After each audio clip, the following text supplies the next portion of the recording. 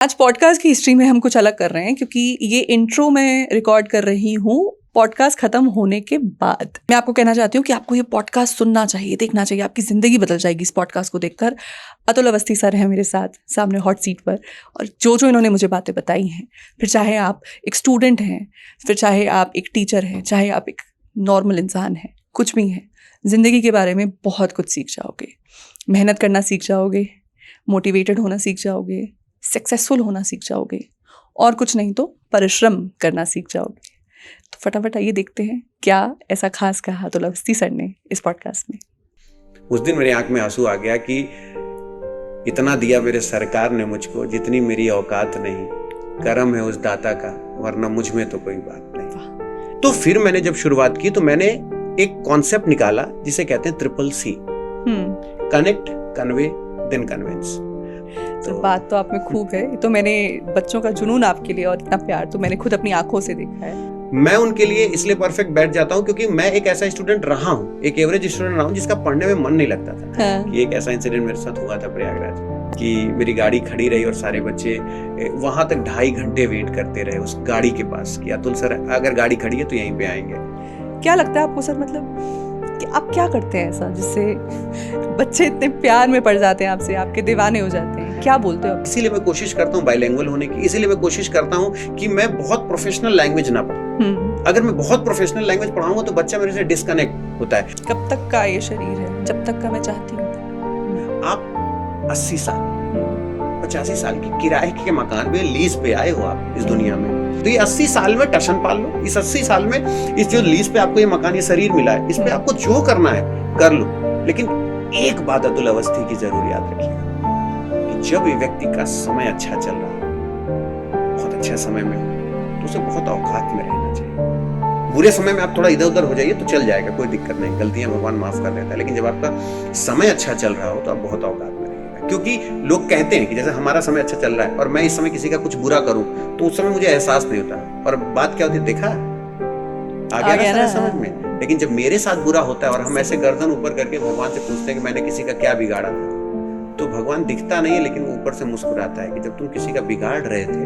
तो तुम्हें होश नहीं था कि तुम क्या बिगाड़ रहे हो।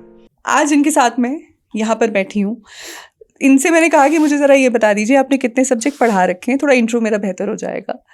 तो लिस्ट इतनी लंबी थी कि अब आई थिंक ये मैं बता सकती हूँ बेहतर कि क्या इन्होंने नहीं पढ़ा है, क्योंकि उसकी लिस्ट थोड़ी सी छोटी होगी। आप समझ ही गए होंगे इस इंट्रोडक्शन से किसकी बात हो रही है।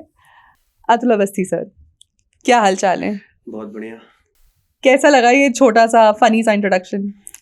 नहीं, मतलब मुझे ऐसा लगा ना कि सच में मैं बहुत कुछ पढ़ा चुका हूँ। फिर मैं सोच रहा था कि क्या क्या पढ़ाया है मैंने। सर सब्जेक्ट्स ना, जब हम एज ए टीचर पढ़ाते हैं, मुझे लगता है सब्जेक्ट नहीं पढ़ा रहे होते हैं, कहानी सुना रहे होते हैं। और हर कहानी की एक शुरुआत होती है। मुझे लगता है सब बचपन में कुछ ऐसे बीज होते हैं जो बो दिए जाते हैं और वो बड़े होके फिर एक सुंदर सा पौधा बनते हैं। आपका तो पूरा बगीचा ही बन गया है। तो वो बीज कहाँ पे बोए गए थे? नहीं, मैं एक्चुअली जब से भी मैंने टीचिंग शुरू की थी, और एक ऐसा फनी इंसिडेंट है, आपको भी सुन के ऐसा लगेगा कि क्या था ना कि जब मेरी टीचिंग करियर शुरू हुआ तो मैं ऐसा स्टूडेंट था कि अगर मेरे से कोई कह दे कि तुझे बैठ के पढ़ना है तो जैसे लगता था कि मुझे काला पानी की सजा दे दी गई है। मुझे पढ़ना बिल्कुल पसंद नहीं था। फिर मुझे ये एहसास हुआ कि मेरे जैसे कितने लोग होंगे जिन्हें पढ़ना पसंद नहीं है लेकिन नौकरी उनकी जरूरत है, उन्हें नौकरी चाहिए, लेकिन उनका पढ़ने में मन नहीं लगता। तो मुझे लगा कि पढ़ा तो दुनिया रही है, मैं ऐसा क्या करूं कि मैं उन बच्चों तक पहुंच पाऊं जिनका ये स्टेटमेंट आता है, सर मेरा बिल्कुल मन नहीं करता पढ़ने का। तो फिर मैंने जब शुरुआत की तो मैंने एक कॉन्सेप्ट निकाला जिसे कहते हैं CCC, connect, convey, then convince. आप जब तक सामने वाले को कनेक्ट नहीं करोगे, आप कुछ भी कन्वे करो वो कन्विंस नहीं होगा। तो मुझे ऐसा लगता है कि जब तक मेरा स्टूडेंट मेरे साथ पेयर्ड नहीं होगा, उसका ब्लूटूथ और मेरा ब्लूटूथ मैच नहीं होगा, और उसके लिए मुझे ऐसा लगता है कि मैं उनके लिए इसलिए परफेक्ट बैठ जाता हूं क्योंकि मैं एक ऐसा स्टूडेंट रहा हूं, एक एवरेज स्टूडेंट रहा हूं जिसका पढ़ने में मन नहीं लगता था। लेकिन जब शुरू किया तो ऐसा किया कि आज भी एकेडमिक्स लोग देख के कहते हैं कि नहीं, हाँ इस बंदे ने पढ़ाई की थी। सो अतुल सर, मैं एक एकेडमिक बैकग्राउंड से आती हूँ, तो मेरे तो घर में कहीं ना कहीं पढ़ने का माहौल शुरुआत से ही था। पर मैं ऐसे बहुत लोगों को जानती हूँ जो बचपन से या तो घर में पढ़ने का माहौल है तो पढ़ने लिखने में निकल गए या नहीं भी निकले। तो आपको क्या लगता है, कुछ इन्फ्लुएंस पड़ता है फैमिली बैकग्राउंड का कि आपके फ्यूचर पे? देखिए, पढ़ाई का तो एक माहौल ही होता है कि अगर डिपेंड करता है कि माँ ने उसे क्या समझा के उसे पढ़ने के लिए इनकरेज किया है, पापा ने क्या कह के इनकरेज किया। हमें क्या लगता है कि हमें सिर्फ परसेंटेज लाना है, हमें सिर्फ सिलेक्शन ले लेना है? नहीं, एक सेलेक्टेड बच्चे के पीछे ना उसकी माँ का बड़ा योगदान होता है। जब वो एक तरफ चावल बिन रही होती है, उसका बेटा पढ़ रहा होता है, तो उसकी तरफ देख के कहती है, बउआ इस बार सिलेक्शन ले लेना बेटा, क्योंकि जानती है तेरे पापा इस समय नहीं तबीयत उनकी सही रहती है, तू ही हमारा एक सहारा है। तो उसे लगता है नहीं मुझे पढ़ना है, नहीं मुझे पढ़ना है। जब उसकी बहन कहती है भैया इस बार आपका सिलेक्शन हो जाएगा ना तो फिर हम यहाँ घूमने चलेंगे, तो उसे लगता है नहीं मेरी छोटी बहन की डिजायर मुझे पूरी करनी है। एक बाप जब अपने बच्चे से उम्मीद करता है ना कि बउआ तुम ही हमारे सहारा हो और जब तुम मेरे साथ चलो मैं तुम्हारे नाम से जाऊं दुनिया में, ऐसा मुझे बनना है, एक ऐसा फादर बनना है, तो वो इसलिए पढ़ता है। जरूरी नहीं कि वो केवल एक कंटेंट पढ़ लिया उसके बाद उसका सिलेक्शन हो गया, ऐसा नहीं। उसके साथ उसका इमोशन भी पैरेलल चलता है, तब जाके उसे सिलेक्शन जल्दी मिलता है जब वो इमोशनल होके किसी चीज को पढ़ता है। ऐसा मेरा मानना है। तो फैमिली का बहुत बड़ा योगदान होता है किसी बच्चे की शिक्षा में। आपकी भी कोई ऐसी कहानी है? मेरी कहानी तो ऐसी है कि एक होता है ना कि जेनेटिक्स, और मेरे साथ बचपन में क्या था कि मैं हमेशा ये सोचता था कि मुझे पापा से पैसे नहीं लेने। ये पता नहीं कीड़ा मुझे कैसे काटा, क्या हुआ, मैं 12th से सोचने लगा कि मुझे पैसे नहीं लेने। और शायद मैं अपने जो कलीग्स हैं या जो मेरे दोस्त हैं उनमें मैं एक ऐसा कह सकते हैं स्टूडेंट रहा हूं कि मैंने 12th में पहला प्लॉट खरीदा था, है ना, 12th में। और तब जब मैं रजिस्ट्री कराने जा रहा था तब वो लोगों ने कहा था कि ये किसके नाम बेटा, पापा कहाँ हैं, रजिस्ट्री किसके नाम बुला लाओ। तो बोलते हैं कि नहीं यही रजिस्ट्री कराएगा, इसी के नाम। तो वो मुझे ऐसा लगता था कि और वो बात मेरे पापा को नहीं पता थी। वो मैंने पापा से चुपके से ये सोचा था कि पापा को सरप्राइज दूंगा। तो कहीं ना कहीं ये मुझे ऐसा लगता था कि हमेशा जब भी मैं ये सोचता था कि अगर मैं पढ़ रहा हूं तो मुझे पापा से पैसे नहीं। मेरे पापा गवर्नमेंट एम्प्लॉय थे, सेंट्रल गवर्नमेंट एम्प्लॉय थे, मैं घर में इकलौता हूं और तो मुझे फाइनेंशियली कोई इश्यू नहीं था। लेकिन मैं पर्सनली ये सोचता था कि अगर मान लो मेरे पास ये पैसे ना होते पापा के तो मैं क्या कर रहा होता। तो ये सोच सोच के मैंने ट्यूशन पढ़ाए हैं, इंस्ट्रूमेंट प्ले किया है, तो बहुत कुछ मैंने लाइफ में पैरेलल किया है पढ़ाई के साथ साथ। अतुल सर, एक एक्सपेक्टेशन एक इंडियन फैमिली की अपने बेटे से तो खूब होती है और आप बखूबी उस पर खरे भी उतरे। आपको क्या लगता है लड़कियों के लिए कितना ज़रूरी है आज के टाइम में फाइनेंशियल इंडिपेंडेंट होना या सशक्त होना? लड़कियों के लिए आप ये कह सकते हैं ना कि आप ये सोचो कि जैसे कभी कभी हर पिता को ये सुनना पड़ता है कि डाउरी क्यों गलत है, क्यों गलत है डाउरी। अगर कोई ये कह देता है कि अगर उसने एक कार मांग लिया, पैसा मांग लिया, तो आप भी तो सरकारी नौकरी वाला लड़का खोज रहे थे, आप भी तो लड़के की खेती देख रहे थे, आप भी तो लड़के की प्रॉपर्टी देख रहे थे। तो जब इस तरीके की डिबेट समाज में होनी है तो क्यों ना इस पूरे डिबेट से अपनी बिटिया को हम बाहर निकाल लें। 20 लाख जो उसके दहेज में देना है, चलिए बिटिया को उसी पैसे से कुछ ना कुछ उसके एजुकेशन पे ऐसा कुछ काम करते हैं। जरूरी नहीं कि आप उसे पढ़ा के ही बहुत अच्छा काबिल बना दें, एजुकेशन उसकी पहली प्रायोरिटी है। लेकिन क्या मेरी बिटिया डांस सीख सकती है, उसे कथक भरतनाट्यम सिखा सकते हैं? क्या मेरी बिटिया सिंगिंग सीख सकती है? क्या मेरी बिटिया कुछ ऐसा वो जो आजकल आप देखते हैं कि सिलाई बिनाई कुछ ऐसा कर सकती है जो पैन इंडिया लेवल पे वो, तो ऐसा नहीं है कि बहुत से ऐसे हमारे पास नाम हैं, लेकिन हमारे पेरेंट्स क्या सोचते हैं, बेटी है इसको दूसरे घर जाना है, तो ये लगता है कि यार ठीक है खाना बनाना सीख लिया, ये सब ठीक है। लेकिन मास्टर शेफ जैसा शो जब टीवी में आता है, डांस इंडिया डांस आता है, इंडियन आइडल आता है, तो हमें ऐसा लगता है कि हम बच्चों को क्यों ना इतना क्रिएटिव बनाएं।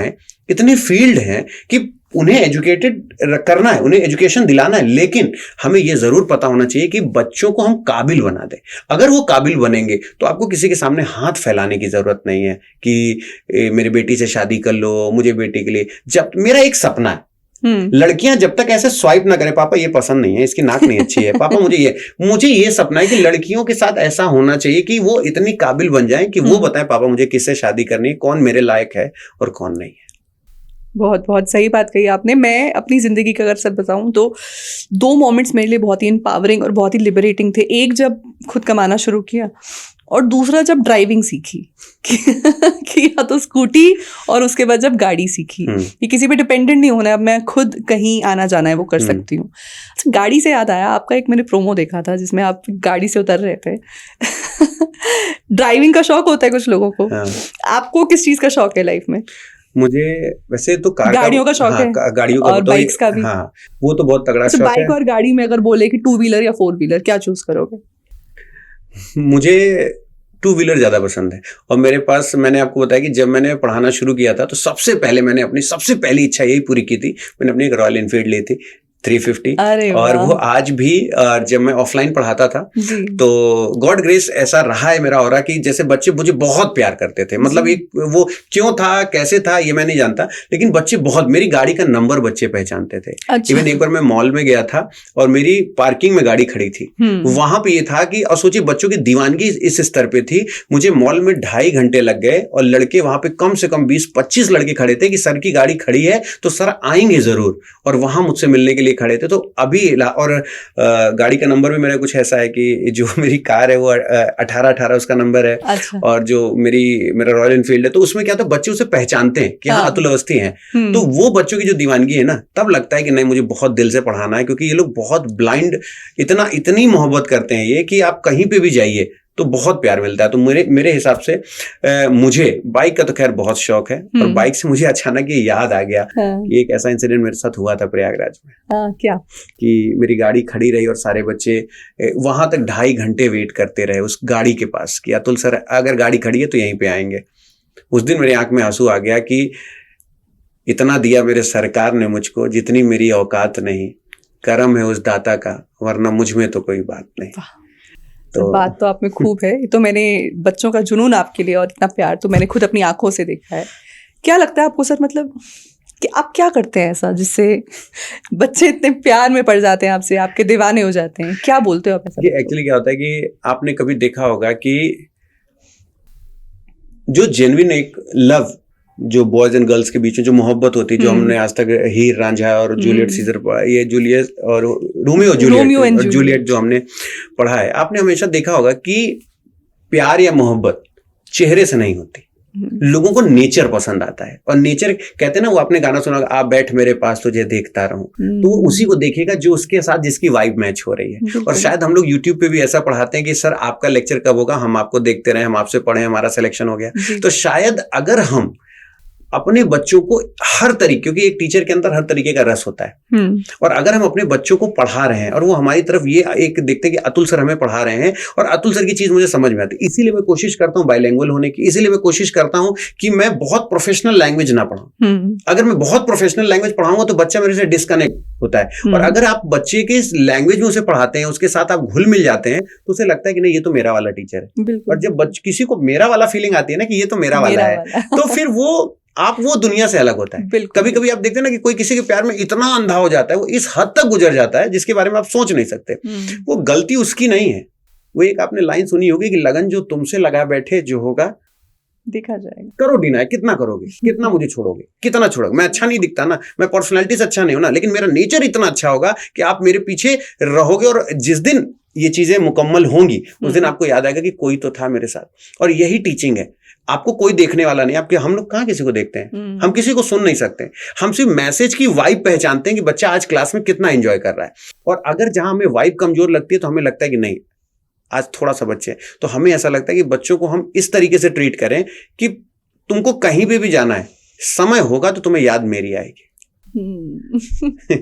कभी ऐसा हुआ है सर कि तबीयत बहुत खराब रही हो और शरीर जवाब दे गया और फिर लगाओ कि नहीं यार बच्चों के लिए, मतलब कि बुरी हालत में थे, तो फिर क्या है वो चीज जो अंदर से आपको मोटिवेट करती है? इस बार SSC GD का ये एक सिलसिला है कि मेरा स्टोन है मेरी किडनी में, तो एक 6 mm है, 7 mm है, 5 mm है, कई स्टोन है मेरी किडनी में। तो उसका जब दर्द होता है तो मौत से नजदीक से मुलाकात होती है। इतना बेतहाशा दर्द होता है कि आपको जब तक इंजेक्शन नहीं लगेगा तब तक आपका दर्द सही नहीं होगा। मेरा दर्द शुरू हुआ था दोपहर 2 बजे। इतना दर्द कि मैं मतलब मछली की तरह मतलब तिलझ रहा था कि मुझे, और फिर मैं हॉस्पिटलाइज हुआ। मुझे 5:30 पौने 6 बजे तक मुझे सारी ड्रिप्स वगैरह चढ़ी, सब कुछ हुआ, और फिर मुझे लगा कि नहीं अब मैं खड़ा हो सकता हूँ। और 6 बजे मेरा SSC GD का लेक्चर था। और आप लेक्चर में थे? और मैं लेक्चर में उसी जुनून के साथ था, क्योंकि मेरा एक मानना है कि बच्चे को आपकी प्रॉब्लम से कोई मतलब नहीं होगा। क्यों? आपकी लाइफ में क्या चल रहा है इससे उनसे मतलब नहीं, क्योंकि वो आपको सिर्फ इसलिए सुनते हैं क्योंकि उन्हें जीवन में सफल होना है। और मैं कभी इसको इमोशनल टच बनाता भी नहीं कि मेरे साथ ऐसा था, मैं आपके लिए था तो आप मेरे लिए इमोशनल हो जाए। नहीं, मेरी इच्छा थी कि आपको मैं प्रभावित करूं, ये मेरा शौक है।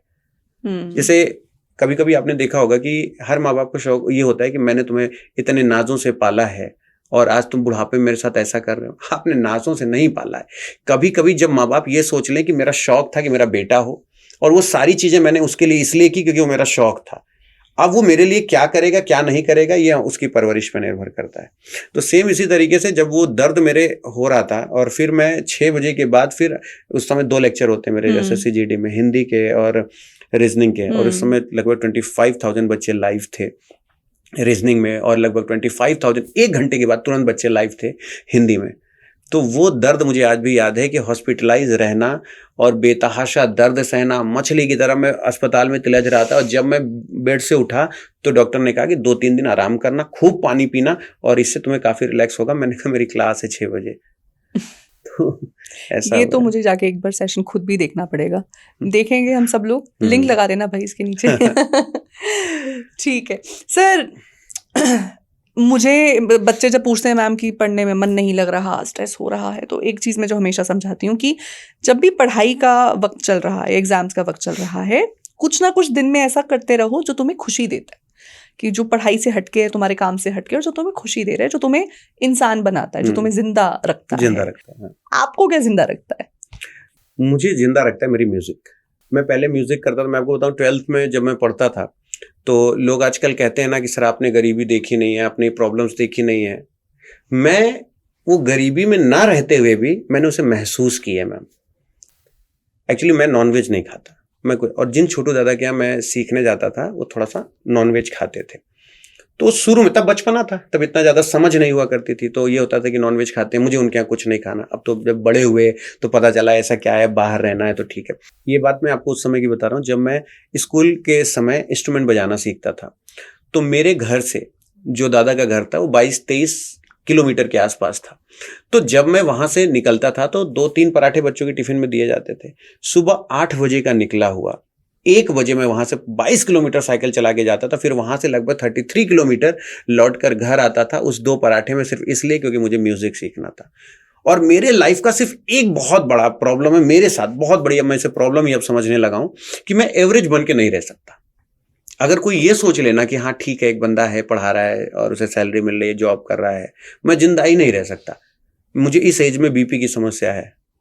मेरी बीपी 180 तक पहुंची, 190 तक पहुंची, और सिस्टोलिक डायस्टोलिक में ये स्थिति रही है कि 190, 110, 120 ऐसे मेरी बीपी रही है। क्योंकि मैं एवरेज बन के नहीं रह सकता, मुझे डिफरेंट फ्रॉम अदर बनना है। मुझे ऐसा करना है कि जो मैं हूं वो कोई नहीं, और अगर मुझसे कोई आगे है तो फिर, जबकि मेरे से भगवान की दया से मेरे जॉब में कोई इफेक्ट नहीं होता, ऐसा नहीं होता, लेकिन मैं एवरेज बन के नहीं रह सकता। मुझे आउट ऑफ द बॉक्स करना है तो करना है।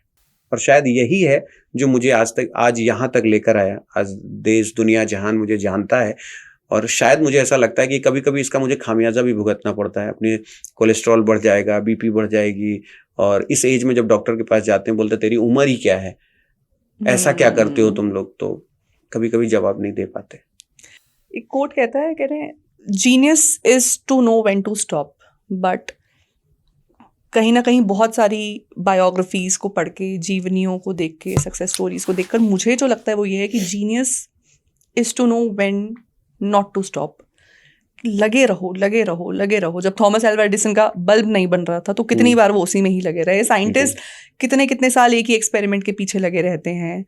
शाहरुख सर का मैं देख रही थी इंटरव्यू, और वो कह रहे थे भाई मुझे नहीं पसंद सोना, मुझे नहीं पसंद सोना, मैं 4 घंटे सो के भी अगर अपने काम पे जाके किसी चीज में बेहतरीन बन सकता हूँ, नंबर 1 बन सकता हूँ, तो मैं वही बनूंगा। बिल्कुल। तो आपकी मैं बात अभी सुन रही थी तो मुझे कहीं ना कहीं वही पॉइंट याद आ रहा था। नहीं, एक ऐसी भी चीज होती है मैम, आपने देखा होगा कि जैसे मैं आपसे बोलूं, थोड़ा सा साइकोलॉजिकल थॉट होगा, मैं आपसे बोलूं कि आप इस शरीर में कब तक रहेंगे, कब तक का ये शरीर है, कब तक का ये शरीर है, जब तक का मैं चाहती हूँ।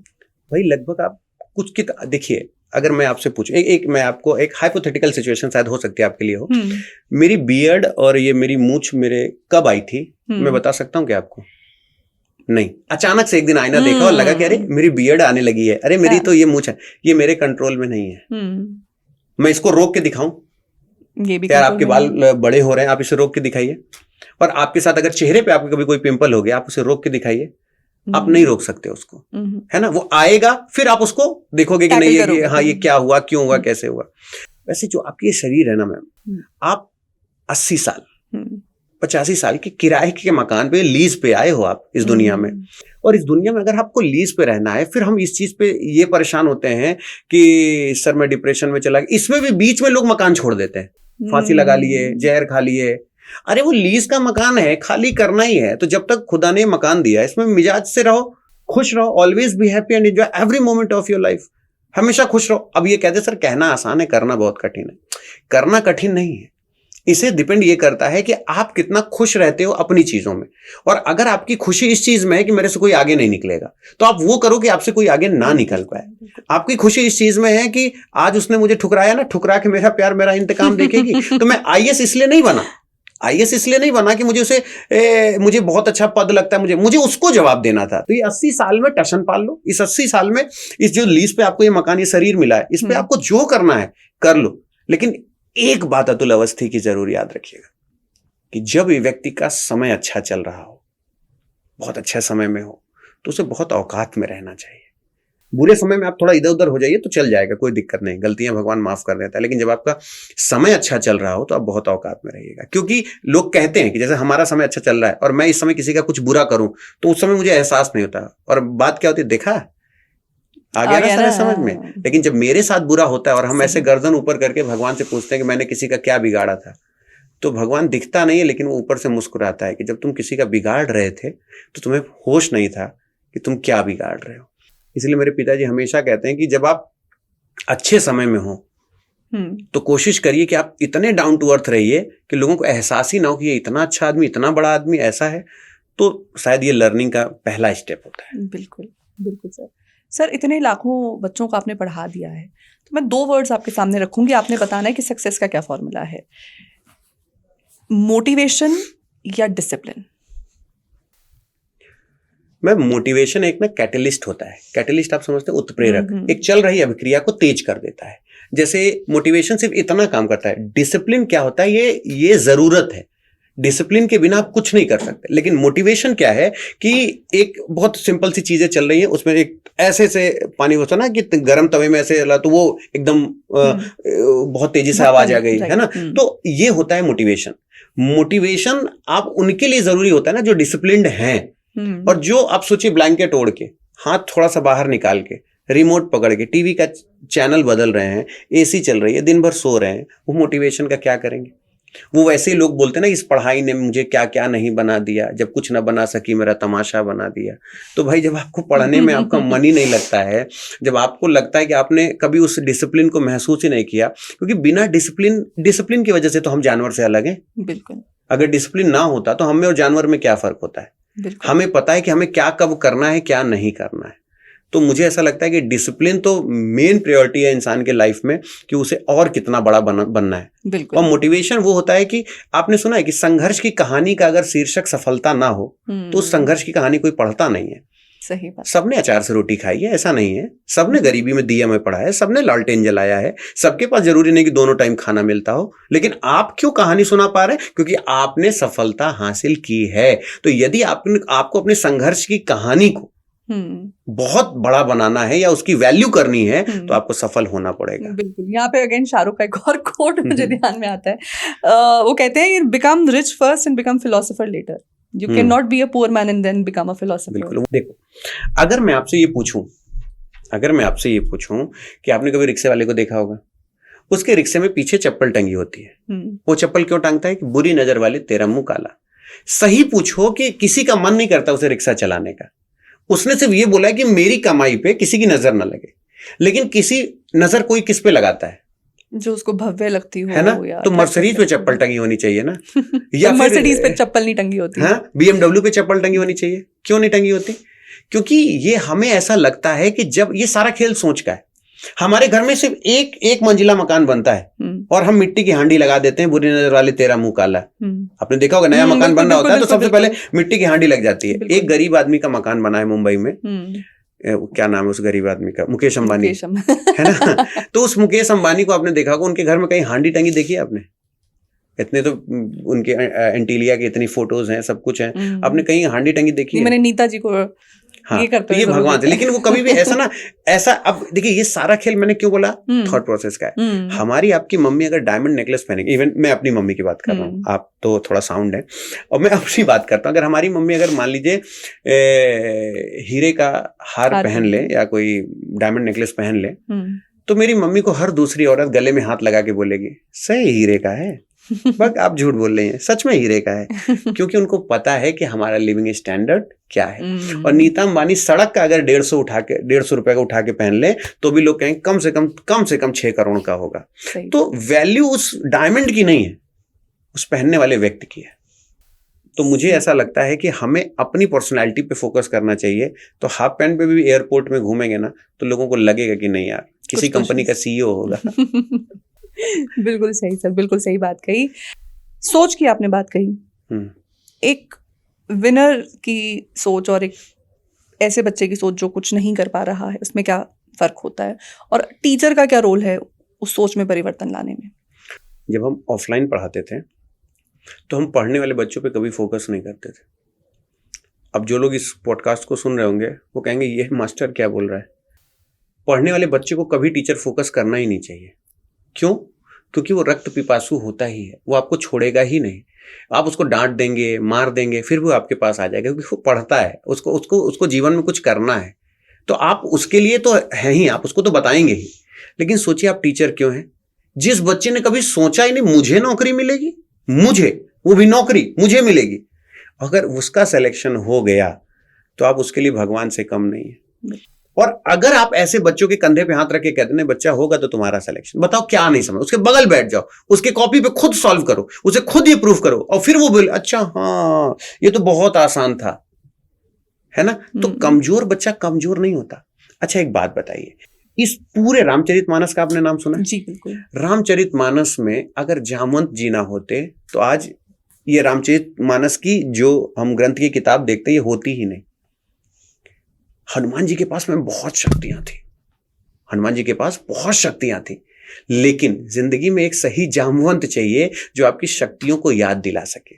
आपने सुना होगा कि कुछ याद करो अपना पवन सुत वो बालपन, तुम शक्ति पुंज हो किसी से डर नहीं सकते, ऐसा न कोई काम जो तुम कर नहीं सकते, उठो छलांग मारो बजरंगबली। और अगर जामवंत नहीं होते तो बजरंगबली को क्या ही पता था, उनको तो ये श्राप था ना कि अपनी सारी शक्तियां भूल चुके हैं। लेकिन हम अगर उन कमजोर बच्चों के बगल बैठ जाए और हम उनके जामवंत बन जाए तो उनको हनुमान बनते देर नहीं लगेगी। तो हर व्यक्ति को लगता है कि ना मैं बहुत अच्छा कर सकता हूं, आप कमजोर नहीं है। आपका जैसे आप मुझे अपने दोस्तों से मिलवा दीजिए, मैं बता दूंगा कि आप आगे कितना जाओगे, क्योंकि आपकी संगत बताती है ना कि आप जिंदगी में कितना आगे बढ़ोगे। तो हनुमान बनाना में बहुत बड़ी बात नहीं होती है, बस बच्चों को सही जामवंत मिलना चाहिए। और मैंने हमेशा बोला है कि अगर आपके मन में ऐसा है कि मैं किसी बहुत बड़े टीचर से पढ़ के सेलेक्ट हो जाऊंगा तो ये आपकी गलतफहमी है। एक होता है कि आपकी वाइब किससे मैच करती है। हो सकता है एक बहुत छोटा अध्यापक हो, वो आपको इतना कुछ पढ़ा दे तो आपको तुरंत समझ में आ जाए, लेकिन वो जो बहुत बड़ा टीचर है वो इतनी प्रोफेशनल लैंग्वेज बोलता है, ये उन्हीं को समझ में आती है जो उस लेवल के होते हैं। तो हमेशा टीचर चुनने के लिए आप ऐसे कभी मत जाएं कि हमारे भैया यहां से सेलेक्ट हुए थे तो हम उन्हीं से पढ़ेंगे, हमारी दीदी इनसे सेलेक्ट हुई थी तो हम उन्हीं से पढ़ेंगे। नहीं, आप अपनी वाइब का, भले आपको 6 महीने लगेंगे, 1 साल लगेंगे, 2 साल लगेंगे, लेकिन जब तक वो टीचर ना मिल जाए जिसकी याद आए, समय लगते ही नहीं, मम्मी मौसी से कह दो अभी मैं आऊंगा, अभी उनकी क्लास है, अभी मैं नहीं आऊंगा। क्यों? उनको मिस करे, नहीं मेरे को उनकी क्लास करनी है। मैं देखता हूं कि कौन सा ऐसा एग्जाम है जो नहीं निकलता किसी का। बिल्कुल, मैं खुली चुनौती देता हूं पूरे एग्जाम लेने वालों को कि जैसा पेपर है बना दो, लेकिन बच्चे को उस टीचर के पास भेज दो जहां पर वो उस टीचर को मिस करे। बिल्कुल, मेरे पिताजी अक्सर कहते हैं नाई, दर्जी और डॉक्टर वो जो खुद को भाए, जो सेट बैठ जाए तो इसमें एक टीचर भी जोड़ देते हैं। हाँ बिल्कुल, जो वो इससे अब देखिए, जैसे आपके पिताजी ने बिल्कुल बिल्कुल अच्छी बात की, जरूरी नहीं कि वो बहुत बड़े बड़े वो सैलून का नाई हो, वो बस वो हमारे मिजाज का है कि वो उसकी कटिंग मुझे अच्छी लगती है, तो वो चाहे 50 रुपए वाला हो चाहे 5,000 वाला, और मुझे सूट बैठ गया ना। टीचर भी वो जिसका समझ आए, जो आसानी से समझा दे और जिसका मुझे समझ आए। बिल्कुल। तो सर अभी हम बात, आपने एक बड़ी अच्छी लाइन कही थी कि हमें जानवरों से क्या अलग करता है। बहुत प्यारी बात है, मैं भी अक्सर अपनी क्लास में बताती रहती हूँ हमें जानवरों से क्या अलग करता है। मुझे लगता है कहीं ना कहीं art, culture and the fact कि एज ह्यूमंस हम कुछ नया क्रिएट कर सकते हैं आर्टिस्टिकली, ये हमें जानवरों से अलग करता है। आपका भी म्यूजिक से बहुत लगाव रहा है, बहुत ही जुड़ाव रहा है। म्यूजिक ने आपको जिंदगी के बारे में क्या सिखाया? मैडम, म्यूजिक एक ऐसी चीज है ना, वो ये कहती है जब तक आप रियाज नहीं करोगे हम तुम्हारे पास आएंगे नहीं, है ना। म्यूजिक एक ऐसी चीज है, म्यूजिक ये हमेशा कहता है कि तुम मुझे चाहोगे तो हम तुम्हारे पास आएंगे। म्यूजिक से आप बेरुखी दिखाओगे वो आपके पास कभी नहीं आएगी। म्यूजिक का मतलब ही मोहब्बत है। आप म्यूजिक को ऐसे नहीं ट्रीट कर सकते कि हाँ ले आओ, अच्छा क्या है, लाओ ऐसे पढ़ लेते, नहीं। आप म्यूजिक चाहे जितनी किताबें पढ़ ले, चाहे जितनी किताबें पढ़ ले, आपको म्यूजिक कभी नहीं आएगा। Music is a directly proportional to love. आपका जितना मोहब्बत उससे बढ़ेगा ना, आपको म्यूजिक उतना समझ में आएगा। कभी कभी कम नॉलेज में ना लोग बहुत अच्छा कर जाते हैं, क्यों? क्योंकि उनको म्यूजिक समझ में आता है। वो अब जैसे आप किसके साथ रहना पसंद करेंगे? आपके लाइफ में लाइफ का पार्टनर वो होगा जिसको आप ये समझते हैं मेरी वाइफ समझता है, मुझे समझता है, ये म्यूजिक है। और लाइफ में जिसको म्यूजिक समझ में आ गया ना, म्यूजिक को आप रूड नहीं पढ़ सकते। म्यूजिक के साथ आपको पोलाइट होना पड़ेगा। म्यूजिक के साथ आप, एक होता है ना कि आप बहुत रूड बिहेव कर दें या कुछ कर दें, वो आपको तुरंत खत्म कर देगी। एक पूरे म्यूजिक में अगर एक गलत ढोलक वाले से धा लग जाए ना, तो पूरे गाने की ऐसी तैसी हो जाती है। अगर एक हारमोनियम वाले ने गलती से एक कॉर्ड अगर इधर उधर एक रीड अगर गलत दबा दी, तो पूरा गाना बिखर जाएगा, पूरा गाना बेसुरा हो जाएगा। उसमें डिसिप्लिन होगा, उसमें केयर होगी, उसमें पोलाइटनेस होगी, उसमें ये जितनी चीजें एक अच्छे इंसान को इंसान बनने में, एक दूसरे के इमोशन समझने में होता है, वो सब कुछ म्यूजिक में होता है। और म्यूजिक से प्यार करने वाला आदमी कभी भी उपद्रवी टाइप का नहीं होगा। आप कभी भी ये गौर करिएगा, जिसको म्यूजिक से मोहब्बत होगी वो इतना पोलाइट होगा, वो कोई भी म्यूजिक सुनने वाला, उसको सिर्फ रिदम अच्छी लगती हो, उसे सुर समझ में आता हो, तो ये हमेशा म्यूजिक बहुत अच्छी चीज है। अगर आपने बहुत अच्छा सवाल पूछा है कि मुझे ऐसा लगता है कि जब भी आप फ्री टाइम पे हो तो म्यूजिक को केवल सुने नहीं, आंख बंद करके उसका इंस्ट्रूमेंट क्लासिफाइड करें। आप उसमें सिंगर को सुने। आप जब आंख बंद करके तसल्ली से म्यूजिक सुनते हैं ना, तो आपको वही गाना जो आप 10 बार सुन चुके हैं, है ना, जैसे कोई 90s के गाने अचानक बजा देता है तो जैसे मतलब एकदम वाइब अलग आती है। आप जितने चाहे लेटेस्ट गाने सुन ले, लेकिन 90s के गाने जब बजते हैं तो ऐसा लगता है कि यार कुछ अपना सा हुआ, कुछ कहीं अपना सा हुआ। तो म्यूजिक ऐसी चीज है मैम। बिल्कुल। अच्छा जी, 90s के गानों की आपने बात की, मैं खुद बहुत शौकीन हूँ 90s के और वो अर्ली 2000s के गाने की। आजकल के तो सुनती भी नहीं हूँ। अतुल अवस्थी कौन से गाने सुनते हैं? मतलब कौन सा ऐसा गाने की मैं पार्टी में बजाऊं और सर आप डांस फ्लोर पे ही आ जाओगे? अभी मुझे तो वो सारे गोविंदा के गाने अच्छे लगते हैं जो पहले उस समय होते थे। राजा हिंदुस्तानी के गाने की छोड़ के ऐसे हाल में जो तुम जाओगे, सच कहता हूँ तो जान बहुत पछताओगे, हर पल मेरी याद तुम्हें तड़पाएगी और मैं जागूंगा नींद तुम्हें ना आएगी। तो ये जानते हैं, मुझे 90s के गाने पता नहीं क्यों ना, मतलब सारे नहीं, कुछ गाने मुझे निर्गुण भजन जैसे लगते थे।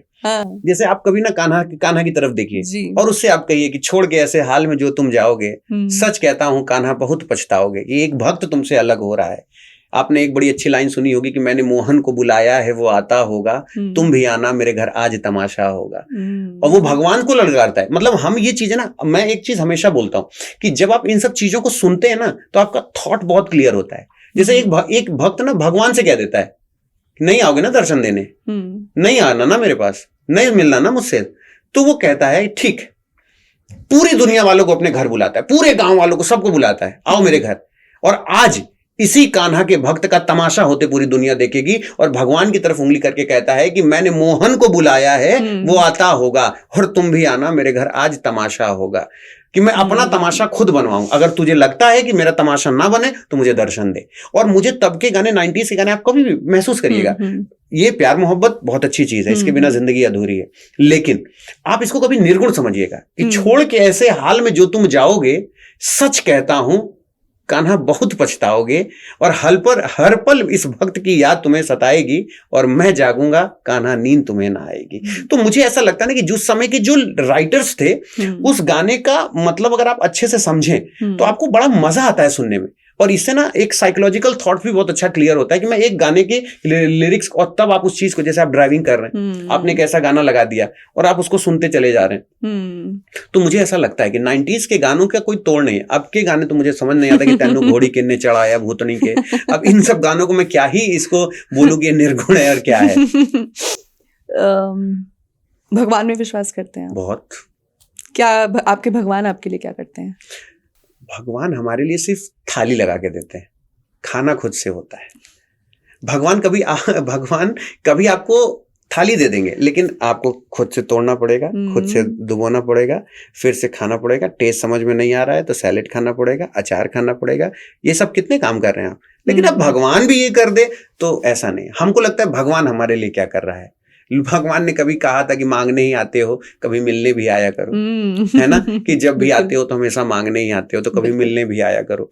तो मुझे ऐसा लगता है कि मांगने की या भगवान एक वो वाइब है ना जिसे आप सिर्फ महसूस कर सकते। आप जिस दिन ये सोचोगे आस्तिक और नास्तिक के वो पैरामीटर में आप जब तोलोगे ना, तो आप फिर भगवान के लिए आप डिबेट करने लगोगे। मैं कहता हूँ भगवान को जिसपे विश्वास नहीं होता है, भगवान को जिसपे विश्वास नहीं है, उसे सिर्फ एक वाइब की तरह महसूस करें, ये हिम्मत देता है तो मैं हूँ, हिम्मत देता है ना, और फिर वो हमें बहुत हिम्मत मिलती है। और इस चीज से ना इंसान कहीं ना कहीं, आप सोचिए अगर प्रेमानंद जी महाराज, राजन जी महाराज, प्रेम भूषण जी महाराज, अगर ये लोग ना होते, या ये थोड़ा सा धार्मिकता ना होती, या कुरान, बाइबल और गीता, रामचरितमानस, वेद ना होते, आपको पता है इस दुनिया में इंसान से बड़ा कोई दूसरा जानवर नहीं है। कोबरा, डायनासोर, ये सब इंसान के पैर की छोटी उंगली में फंसे एक कण के बराबर है। इंसान एक ऐसा जानवर है, अगर गाय घास खाती है तो सिर्फ घास खाएगी, मांस नहीं खाएगा। और शेर अगर मांस खाता है तो घास कभी नहीं खाएगा। इंसान कहता है आओ, मोस्ट वेलकम। तो क्या होता है ना, इंसान से बड़ा कोई जानवर। आपने कभी भी भैंसों को ये बात करते सुना है कि मैं मुसलमान की भैंस हूं, मैं इनके घर दूध नहीं दूंगी? कभी कबूतर या चिड़िया या पक्षी को कभी देखा है कि मैं हिंदू की हूं तो मैं मस्जिद में नहीं बैठूंगी? बड़ी अच्छी लाइन है कि क्या बनाने आए थे, क्या बना बैठे, और कहीं मंदिर तो कहीं मस्जिद बना बैठे। हमसे तो जात अच्छी उन परिंदों की जो कभी मंदिर पे जा बैठे तो कभी मस्जिद पे जा बैठे। लेकिन ये जो माइंड वॉशर होते हैं ना, ये इतना ज्यादा माइंड वॉश कर देते हैं कि लोगों को समझ में नहीं आता। जैसे लोगों को एक पहले बहुत अच्छी बात कही जाती थी कि राम वालों को मुसलमान से बू आती है, अहले इस्लाम को भगवान से बू आती है, किसे फुर्सत है करे खिदमते इंसान की, यहाँ हर इंसान को इंसान से बू आती है। तो प्रॉब्लम सब में होता है। ये इसलिए मुझे ऐसा लगता है कि हर एक इंसान को हमेशा सोसाइटी को ऐसा समझना चाहिए जैसे हमारे ग्रंथ समझाते हैं। और इवन किसी भी ग्रंथ को आप पढ़ेंगे तो उसमें हिंसा नहीं सिखाता, कोई भी ग्रंथ हमें ऐसा नहीं सिखाता कि हम एक दूसरे को मारें या कुछ ऐसा करें। बट तो Atul sir, rapid fire round competition है अभी। हाँ। आपको बिल्कुल बिना सोचे समझे सीधा सीधा जवाब देना है, ठीक है? दिस और दैट रहेगा इसमें। मॉर्निंग पर्सन या इवनिंग पर्सन? इवनिंग। चाय और कॉफी? चाय। छोले भटूरे या इडली सांभर? इडली सांभर। इडली सांभर ब्रेकफास्ट में, इडली सांभर डिनर में? दोनों। पहाड़ों पे घूमना पसंद है या ओशन पे जाना पसंद है? पहाड़ों पे। Favourite colour? ब्लैक। हिंदी या रीजनिंग? बोथ। एक जवाब देना। रीजनिंग। इंडक्टिव लॉजिक या डिडक्टिव लॉजिक? इंडक्टिव। क्यों? नहीं, लॉजिक एक ऐसी चीज, मैं किसी भी चीज में लॉजिक आपको बता सकता हूँ। आप कुछ भी मेरे से पूछिए, हर एक चीज में लॉजिक है। अब जैसे क्या होता है कि मतलब जैसे हमारे सर्वाइवल में क्या होता है कि कुछ भी है उसका अपोजिट जरूर है। बिना अपोजिट के कुछ नहीं है ना। तो मुझे कल्चरल स्टडीज में हम इसको डायडिक पेयर्स बुलाते हैं। वाइट का ब्लैक है, डे का नाइट है, गॉड का सेटन। कुछ भी कोई भी ऐसी चीज है ही नहीं जिसका अपोजिट ना हो। तो इसीलिए हमेशा, और इंसान एकदम बीच में खड़ा होता है, ऐसे कर्व में चलता रहता है ना। वो कभी एक तरफ हो ही नहीं सकता। जो एक तरफ हो गया वो संत हो गया, और एक तरफ जो हो गया वो राक्षस हो गया, पॉजिटिव नेगेटिव। और जो मिडिल क्लास है ना वो ऐसे चलता रहता है। तो ये चीज होती है। और मुझे ऐसा लगता है कि रीजनिंग एक ऐसी चीज है जो आपने कभी नहीं पढ़ी है 9th 10th 10th 11th 12th graduation कभी नहीं पढ़ी। और रीजनिंग पढ़ना बहुत कठिन भी नहीं है, बहुत टफ नहीं है कि आपको रीजनिंग समझने के लिए बहुत एक्स्ट्राऑर्डिनरी होना चाहिए। जो कक्षा 5 तक पढ़े हैं या क्लास 5th के बाद उन्होंने पढ़ाई छोड़ दी है, उनको भी मैं अगर रीजनिंग पढ़ाऊंगा तो कुछ दिन बाद कहेंगे लाइए मारकर हम पढ़ा देंगे, लेकिन इंग्लिश नहीं पढ़ पाएंगे। सही। तो क्लास लेना किस में ज्यादा पसंद है, चप्पल पहन के या जूते पहन के?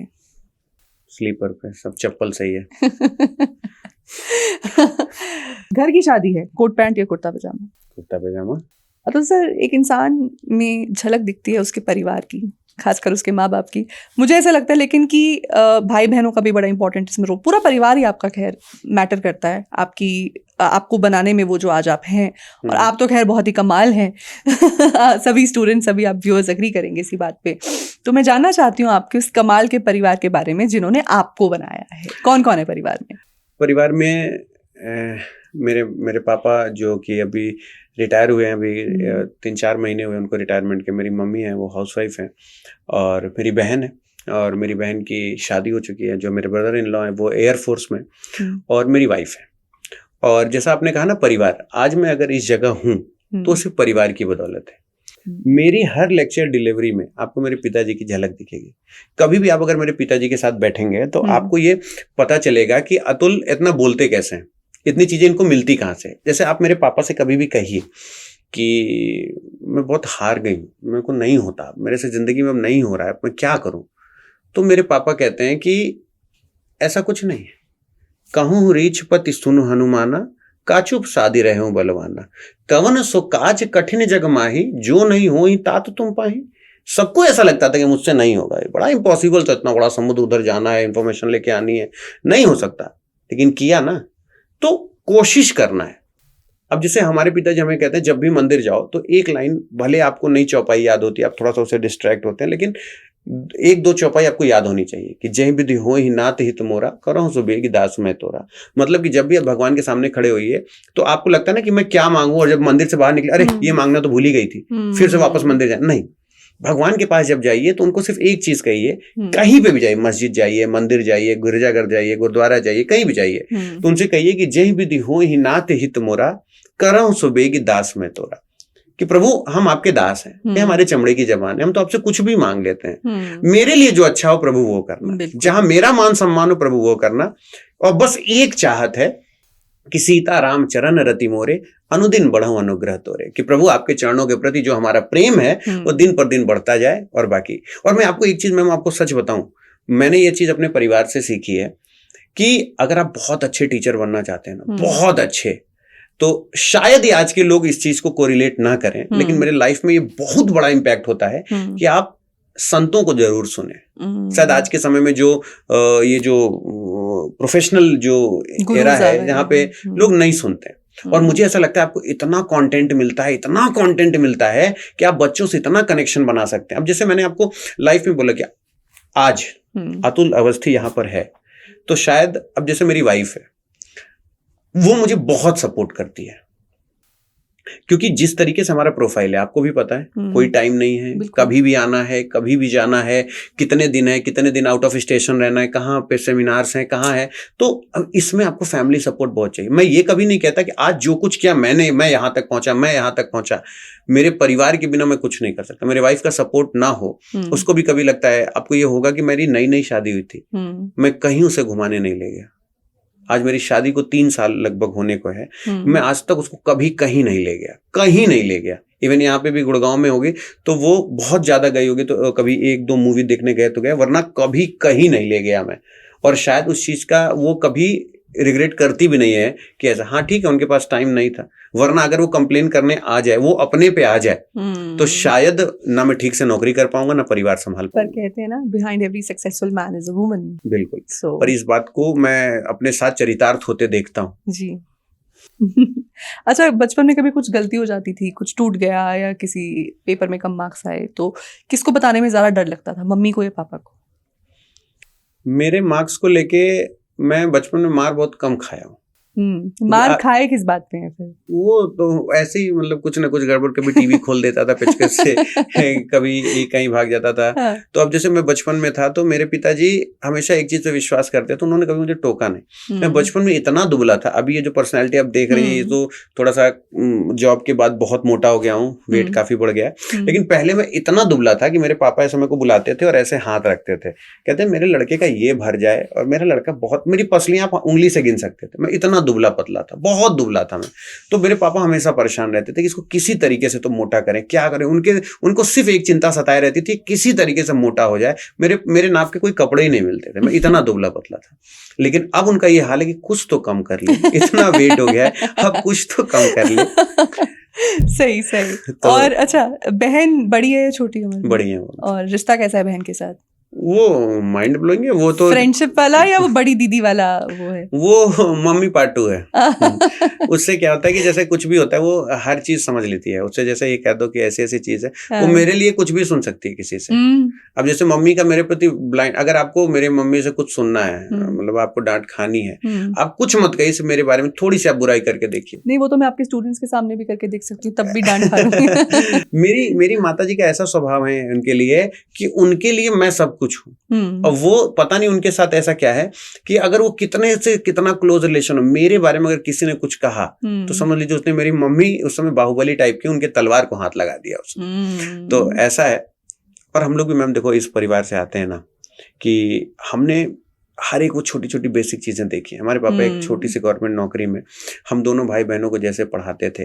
तो मैंने आपसे फिर कहा कि गरीबी की कहानी सुनाना बहुत आसान है, ठीक है ना, लेकिन बड़े होके ये कहना कि मेरी इस गरीबी को जो मेरे पिताजी ने देखी है, उतनी कम सैलरी में उन्होंने मुझे इतना पढ़ाया, और उस गरीबी को एक इस शिखर पर ले जाना कि पापा आप खरीदो, आपको जो खरीदना है पापा को। और देखिए एक शौक होता है ना लोगों को, ये गाड़ी खरीद ले, ये ऐसा खरीद ले, वैसा खरीद। जब माँ बाप के लिए शॉपिंग करते हैं ना, वो जो मतलब एक पॉजिटिव वाइब आती है ना, तो मुझे ऐसा लगता है कि हर समय गरीबी का रोना सबके सामने नहीं रोना चाहिए। जैसे कोई कहता है कि मेरे पिताजी के पास पैसे नहीं थे और मैं ऐसे करके करता था, तो आप अपने पिता की बेइज्जती कराते हो। आप खुद सोचो कि आप दूसरों के सामने अपने गरीबी का रोना रो रहे हो, आप दूसरों के सामने ये कह रहे हो कि हमारे पास पैसे नहीं थे और जब मेरे पापा ने एक पैसे के लिए ऐसा बोला, तो आप अपने माँ बाप की इज्जत नहीं उछाल रहे हो। हर माँ बाप क्या चाहते हैं, मुझे एक बात बताइए कि मेरे बच्चे हमेशा, और आप पॉडकास्ट में आके या कहीं और आके आप ये बात करो मेरे बाप के पास पैसे नहीं थे, ये नहीं था। वो बोलो कि जो नहीं था वो नहीं था। अभी बात करो, जितना लोग सोचते हैं उसका 50 गुना कमा के मैंने रख दिया, और मेरे पापा हमेशा कहेंगे साला औलाद हो तो ऐसी हो, भले 2-4 साल बाद पैदा हो। तो हमें हमेशा ऐसा, तो अब मैं हर जगह जाके ये कहूं कि मैंने गरीबी में ये सर्कमस्टेंसेस देखा है, मैंने ऐसी गरीबी देखी है, मैंने ये देखा है, तो ये अपने माँ बाप की बेइज्जती करना है ना। अब वो माँ बाप अगर ये वीडियो देखते होंगे कि सच में मेरा बच्चा ऐसा महसूस करता था कि मेरे पास पैसे नहीं थे, और जबकि मैंने उसे जो वो चाहा वो मैंने उसे देने की कोशिश की, और मेरा बच्चा ये जाके कह रहा है कि मेरे माँ बाप के पास पैसे नहीं थे, और ये एक बाप के लिए बहुत बड़ी चीज होती है। तो मुझे ऐसा लगता है कि अपने गरीबी का रोना जो है वो परमात्मा का दिया है। मुझे ऐसा लगता है ना मैम कि हमें भगवान से सिर्फ एक प्रार्थना करनी चाहिए कि प्रभु दुख कभी मत देना, संघर्ष चाहे जितना दे देना, बिना खाने के जी लूंगा, बिना कपड़ों के जी लूंगा, बिना घर के जी लूंगा, लेकिन माँ को अलग मत करना, कभी पिता को अलग मत करना, बहन को अलग मत करना, पत्नी को जीवन भर साथ रखना। दुख नहीं, क्योंकि जो दुख की क्षतिपूर्ति नहीं हो सकती। दुख एक ऐसी चीज है जिसको आप कंपनसेट नहीं कर सकते, लेकिन जो आपका संघर्ष है वो जीवन पर्यंत चलता है। और मुझे ऐसा लगता है कि सभी से मैं कहूंगा कि अपनी गरीबी का रोना बंद करें कि मेरे पास ये नहीं था, मेरे पापा के पास बचपन में जब मैं था तो मेरे पापा मुझे ये नहीं दिला सकते थे, मेरे पास ये। अगर यही वीडियो अगर आपके पापा सुन रहे हो तो उनके कलेजे में क्या गुजरती हो, कलेजा फट जाता हो। अरे जो था तो था मैम, बीत गया ना।